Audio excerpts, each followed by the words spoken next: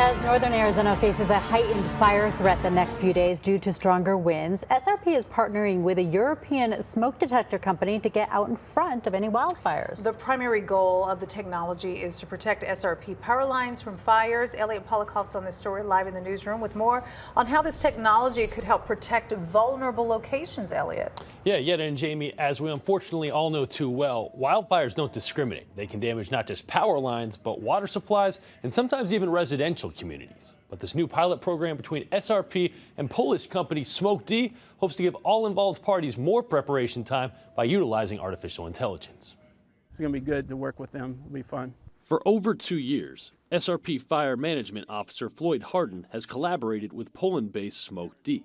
There have been delays due to COVID and due to supply chain issues. But now the finish line is in sight for 12 smoke detector and camera systems to be available near the Tonto and Apache Sitgraves National Forests.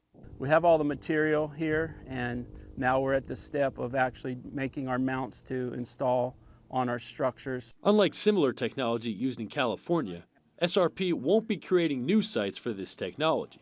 They'll instead be installing the necessary solar panels, cameras, and smoke detectors onto existing transmission towers at 2 locations off of Highway 260. We picked it based on where we had cellular service to be able to talk between the cameras and then get it back to the valley. When it comes to wildfires, Arizona's current early detection method is a human-controlled dispatch center.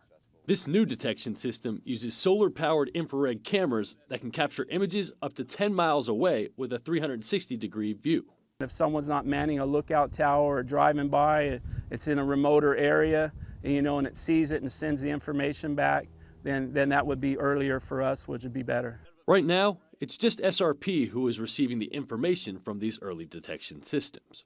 But eventually, the goal is to incorporate other environmental agencies like the U.S. Forest Service and the Department of Forestry and Fire Management into the communication process. Just getting fire detection, early warning, that's critical to everybody. Homes, environment, getting in those areas, watersheds, everybody's infrastructure.